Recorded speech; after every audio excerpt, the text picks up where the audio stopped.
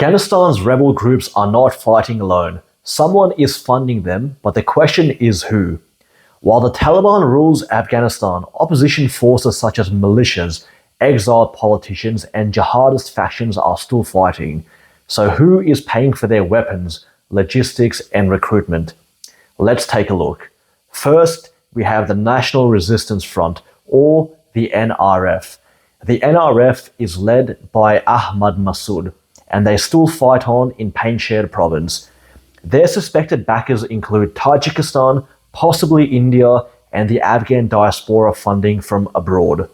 Next, we have ISIS-K, arguably the Taliban's biggest threat.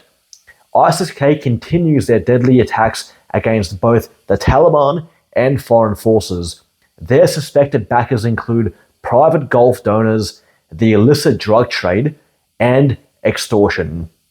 Thirdly, we have anti-Taliban militias and tribal forces. These ethnic and tribal forces continue to resist Taliban control. Their suspected backers include Iran, who supports Shia groups, along with regional actors who have very local interests. And finally, there's the exiled Afghan leaders and foreign intelligence.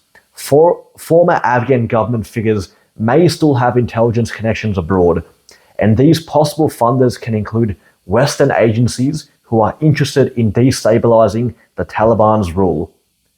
If external funding continues to increase, Afghanistan could slide into a new phase of conflict. The Taliban may intensify their crackdowns, which would worsen instability. And at the same time, rival powers such as Russia, China, and the US are all watching closely with their own interest. If this continues, is Afghanistan headed towards another armed resistance, or will the Taliban crush the opposition? Who do you think is secretly funding these groups?